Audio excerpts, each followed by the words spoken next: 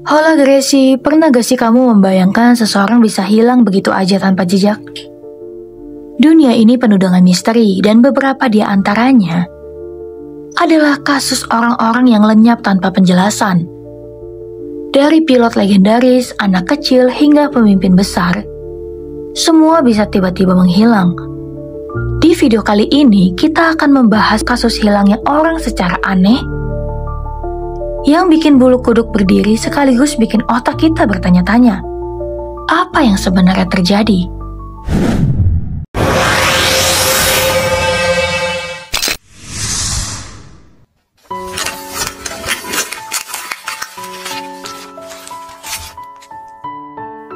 Pada tahun 1897, lahirlah seorang bayi perempuan bernama Amelia Earhart di Kansas, Amerika Serikat.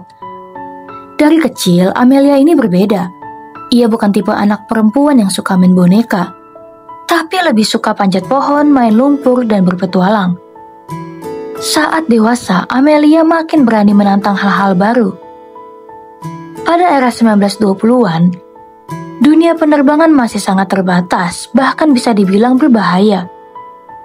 Tapi Amelia justru jatuh cinta pada dunia terbang. Tahun 1932, ia berhasil jadi wanita pertama yang terbang solo melintasi Samudra Atlantik. Bayangin aja, pesawat zaman dulu belum secanggih sekarang. Suara mesinnya berisik, kokpit terbuka, dan cuaca sulit diprediksi. Tapi Amelia tetap bisa melakukannya. Karena keberanian itu, ia jadi ikon dunia terutama bagi wanita. Media menyebutnya sebagai Queen of the Air atau Ratu Angkasa. Jadi gak heran kalau ia punya mimpi paling besar mengelilingi dunia dengan pesawat. Sekarang kita masuk ke tahun 1937. Amelia memutuskan untuk melakukan penerbangan keliling dunia dengan pesawatnya yang bernama Lockheed Electra 10E. Dia tidak sendirian, ditemani navigator handal bernama Fred Noonan. Awalnya perjalanan berjalan lancar. Mereka berangkat dari Amerika, terbang melewati Amerika Selatan, Afrika, India, lalu Pasifik. Sudah ribuan kilometer ditempuh. Sampai akhirnya pada tanggal 2 Juli 1937, mereka mendekati Pulau Holland, sebuah pulau kecil di Samudra Pasifik. Pulau itu seharusnya jadi tempat pengisian bahan bakar. Nah, disinilah misterinya mulai. Amelia sempat menghubungi lewat radio. Suara terakhirnya terdengar panik. We are running north and south. Artinya mereka sudah kehabisan bahan bakar dan mencoba mencari pulau itu tapi tidak menemukannya. Setelah itu radio terputus. Tidak ada lagi kabar, tidak ada sinyal. Pesawatnya tidak pernah sampai di Pulau Holland. Amerika langsung melakukan pencarian besar-besaran. Bayangin aja, sampai kapal perang dan pesawat militer dikerahkan. Tapi hasilnya nihil. Pesawat Amelia hilang begitu aja. Nah, karena tidak ada yang menemukan pesawatnya, akhirnya muncul banyak teori tentang apa yang sebenarnya terjadi. Pertama, teori pesawat jatuh ke laut. Teori paling logis, karena kehabisan bahan bakar, Amelia jatuh ke Samudra Pasifik. Tapi anehnya, tidak ada bangkai pesawat, tidak ada jasad, tidak ada bukti apapun. Kedua, teori ditangkap Jepang. Ada juga yang bilang Amelia nyasar ke wilayah Jepang, tepatnya di Kepulauan Marshall. Ia ditangkap sebagai mata-mata lalu meninggal di penjara Jepang, tapi tidak pernah ada bukti kuat. Ketiga, teori selamat dan ganti identitas. Ini teori paling liar. Katanya, Amelia sebenarnya selamat, tapi memilih hidup dengan identitas baru di Amerika, yaitu menjadi seorang ibu rumah tangga biasa bernama Irene Bolam. Beberapa orang mengklaim wajahnya mirip, tapi Irene sendiri membantah keras. Sekarang bayangkan, sudah lebih dari 80 tahun berlalu, tapi misteri ini masih tetap hidup. Tim-tim modern dengan sonar, robot laut, bahkan satelit sudah mencoba mencari. Beberapa serpihan logam pernah ditemukan di pulau terpencil bernama Nikumaroro. yang katanya mirip dengan bagian pesawat Lockheed Electra. Bahkan ada tulang belulang manusia yang ditemukan. Tapi hasil tes DNA tidak pernah benar-benar membuktikan kalau itu Amelia. Hingga hari ini, Amelia Earhart tetap hilang. Tidak ada yang tahu apakah ia tenggelam di lautan, ditangkap Jepang, atau mungkin berhasil selamat dan hidup diam-diam.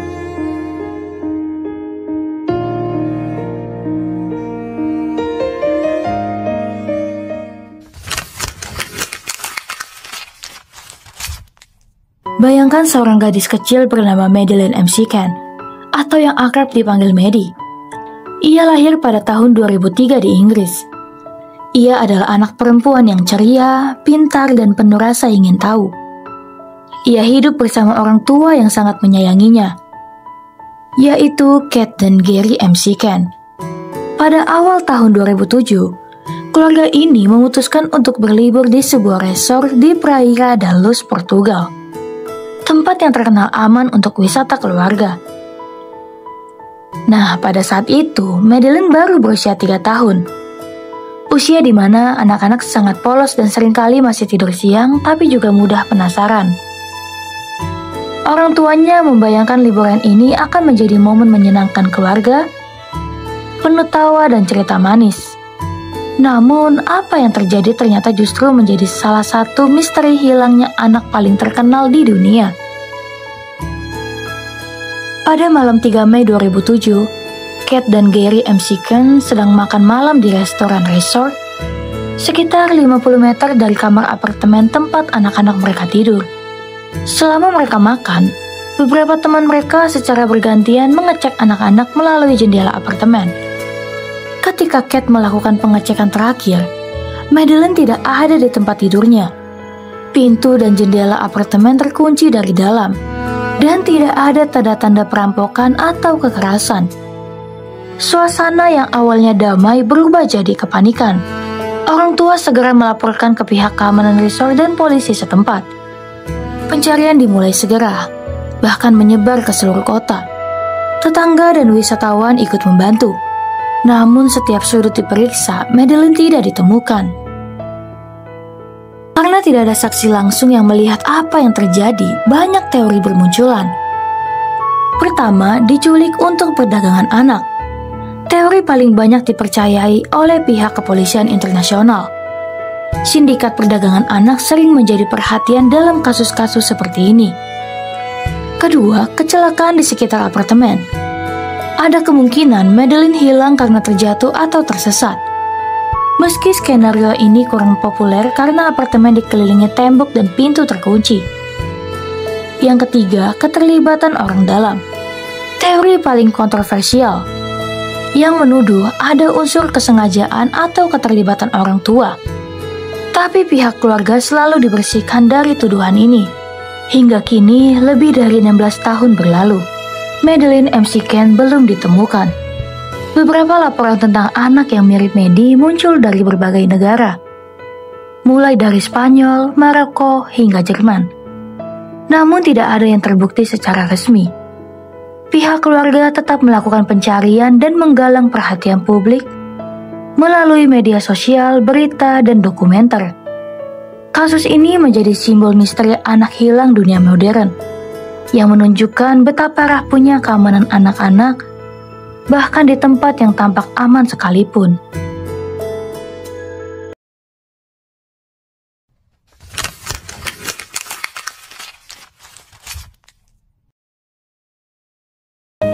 Michael Rockefeller lahir pada tahun 1938. Ia anak bungsu dari keluarga Rockefeller, salah satu keluarga paling berpengaruh di Amerika Serikat. Ayahnya Nelson Rockefeller kemudian menjadi wakil presiden AS, dan keluarganya dikenal kaya serta berpengaruh di bidang politik, bisnis, dan seni. Michael bukan sembarangan pemuda dari keluarga kaya.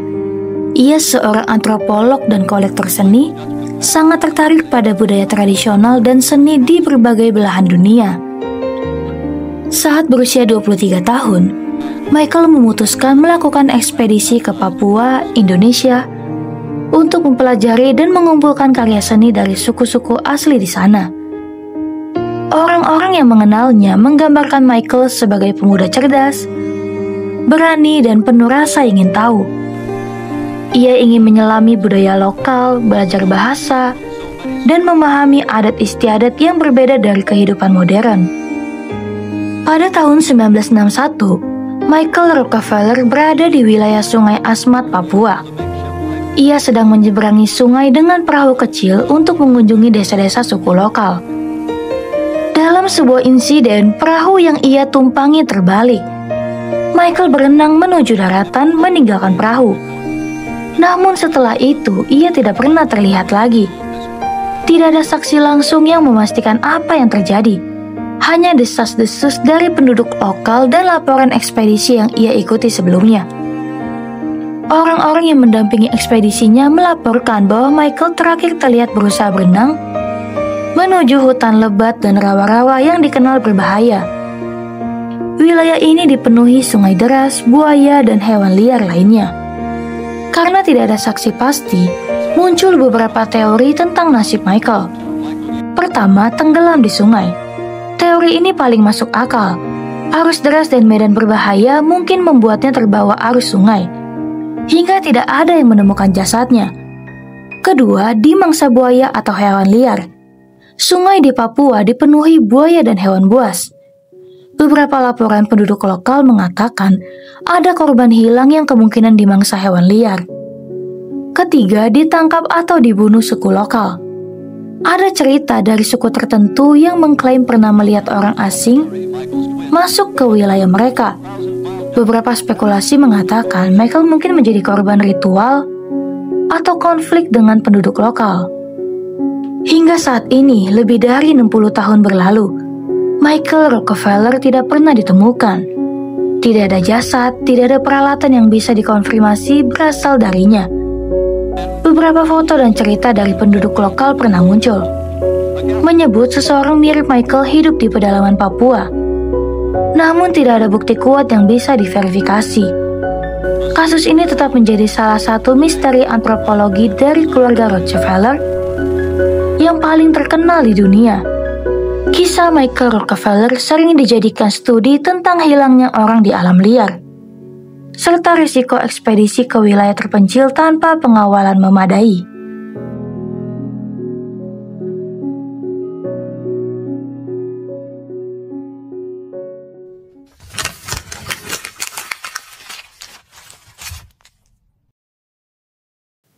Emanuela Orlandi lahir pada tahun 1968 di Vatikan. Ia adalah seorang gadis remaja berusia 15 tahun, anak dari pegawai Vatikan. Sehingga hidupnya sehari-hari berada di lingkungan yang ketat dan religius. Emanuela dikenal ceria, cerdas, dan sangat berbakat di bidang musik. Ia sering mengikuti kegiatan sekolah musik dan aktif di komunitas gereja. Banyak yang menggambarkan Emanuela sebagai gadis yang pendiam, namun penuh rasa ingin tahu dan bertanggung jawab. Orang tua dan keluarganya sangat menyayanginya. Malam-malam di Vatikan biasanya aman dan tertib, sehingga hilangnya Emanuela menjadi kejutan besar dan memicu kepanikan, tidak hanya di keluarga, tapi juga di seluruh Vatikan dan Italia. Pada 22 Juni 1983, Emanuela pulang dari pelajaran musik seperti biasa. Ia berjalan di jalanan dekat rumahnya di Vatikan menuju apartemen keluarga. Namun ia tidak pernah sampai di rumah. Tidak ada yang melihatnya, tidak ada tanda perlawanan atau kekerasan. Ia lenyap begitu aja. Keluarga segera melaporkan ke pihak kepolisian Vatikan dan Italia. Pencarian dilakukan di sekitar rumah, sekolah musik, dan tempat-tempat yang biasa ia kunjungi. Namun tidak ada jejak Emanuela sama sekali. Media internasional pun ikut menyoroti kasus ini. Warga Vatikan Italia bahkan seluruh dunia mulai bertanya-tanya, siapa yang bisa menculik seorang gadis remaja di tengah lingkungan yang sangat aman? Karena tidak ada bukti konkret, banyak teori muncul mengenai hilangnya Emanuela. Yang pertama, diculik mafia atau kelompok kriminal. Teori paling populer menyebut keterlibatan kelompok kriminal untuk menekan Vatikan atau sebagai bagian dari skema politik gelap. Kedua, keterlibatan dalam masalah politik atau gereja. Ada teori konspirasi bahwa Emanuela mengetahui rahasia tertentu dan dihilangkan untuk menutupi isu sensitif di Vatikan. Ketiga, diculik untuk pemerasan. Ada kemungkinan ia dijadikan sandera untuk menekan keluarga atau pejabat tinggi. Beberapa surat dan catatan yang muncul kemudian memang menunjukkan dugaan ancaman. Tapi semuanya tidak pernah diverifikasi secara resmi. Lebih dari 40 tahun berlalu, Emanuela Orlandi belum ditemukan. Beberapa bukti baru muncul dari waktu ke waktu, termasuk dokumen misterius dan pesan anonim, tapi semuanya belum menghasilkan jawaban pasti. Kasus ini tetap menjadi salah satu misteri hilangnya anak paling terkenal di Eropa dan sering disebut dalam buku, film dokumenter, serta investigasi jurnalistik internasional.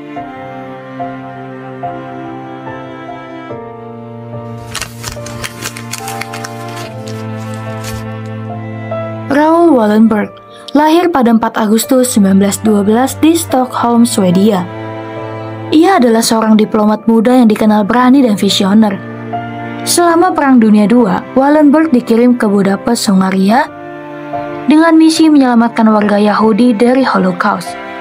Ia menggunakan identitas palsu, surat aman, dan metode diplomatik untuk melindungi ribuan orang dari deportasi ke kamp konsentrasi Nazi. Wallenberg dikenal cerdas, tegas, dan sangat berani. Ia sering menentang otoritas Nazi menggunakan taktik diplomasi kreatif demi menyelamatkan nyawa banyak orang. Pada 17 Januari 1945, ketika tentara Soviet mendekati Budapest, Wallenberg ditangkap oleh pasukan Soviet. Ia dibawa ke penjara Soviet dan sejak itu tidak ada kabar resmi tentang nasibnya. Saksi yang mengaku melihat Wallenberg di penjara Soviet memberikan laporan kontradiktif. Beberapa mengatakan ia hidup pada 1947, beberapa mengatakan ia sudah meninggal di penjara. Yang pertama di penjara dan meninggal di Soviet. Teori paling diterima. Kedua, disembunyikan karena alasan politik. Beberapa laporan menyebut Wallenberg hidup lebih lama tapi disembunyikan oleh pihak Soviet untuk kepentingan diplomatik. Hingga kini tidak ada bukti konklusif tentang kematian Wallenberg. Beberapa saksi Soviet mengklaim melihatnya pada akhir 1940-an, tapi tidak ada dokumen resmi. Ia tetap menjadi simbol keberanian dan misteri diplomatik abad ke-20.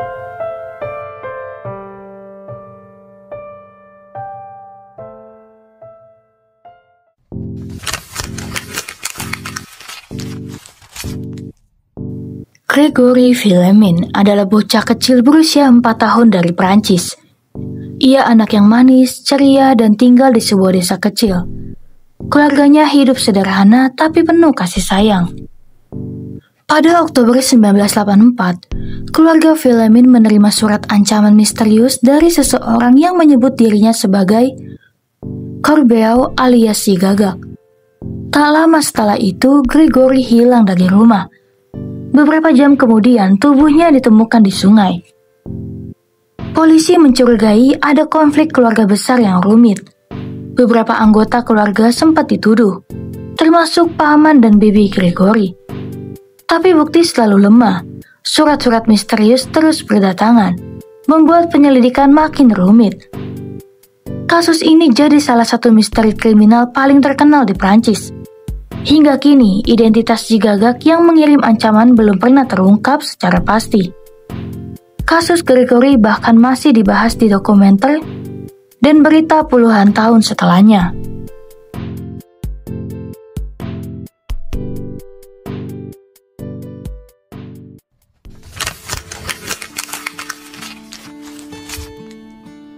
Brian Shaffer adalah mahasiswa kedokteran di Ohio State University berusia 27 tahun. Ia dikenal ramah, cerdas, dan dekat dengan teman-teman kampusnya. Ia sering ke bar bersama teman-teman untuk bersosialisasi setelah hari-hari sibuk di sekolah kedokteran. Brian terlihat normal, senang, dan energi. Pada 31 Maret 2006, Brian pergi ke bar di Agli Tuna di Columbus, Ohio. CCTV menunjukkan ia masuk ke bar berbicara dengan teman-temannya.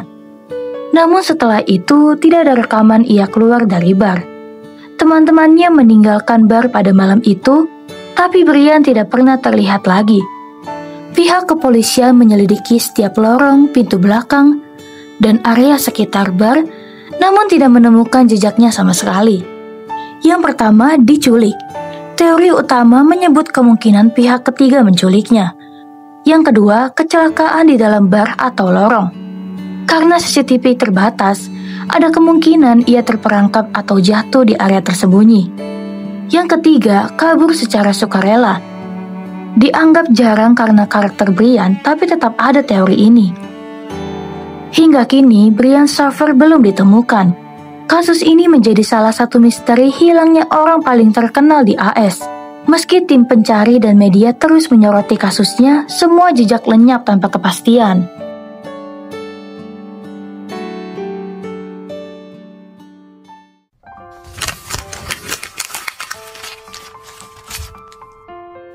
MH370 adalah pesawat Boeing 777 milik Malaysia Airlines. Membawa 239 penumpang dan kru, termasuk warga dari berbagai negara. Penerbangan dijadwalkan dari Kuala Lumpur menuju Beijing pada 8 Maret 2014. Semua penumpang beragam. Ada wisatawan, pekerja, keluarga, dan anak-anak. Penerbangan ini tampak normal seperti jadwal penerbangan komersial pada umumnya. Pada pukul 01.19 waktu lokal, MH370 hilang dari radar sipil. Kontak terakhir dari kokpit mengindikasikan penerbangan normal. Tim darurat mulai melakukan pencarian besar-besaran di Selat Malaka, Laut Andaman, dan Samudra Hindia. Namun pesawat tidak ditemukan di area yang seharusnya. Beberapa puing pesawat ditemukan di pantai pulau terpencil beberapa tahun kemudian. Tapi bangkai utama dan penumpang masih hilang. Yang pertama, dibajak.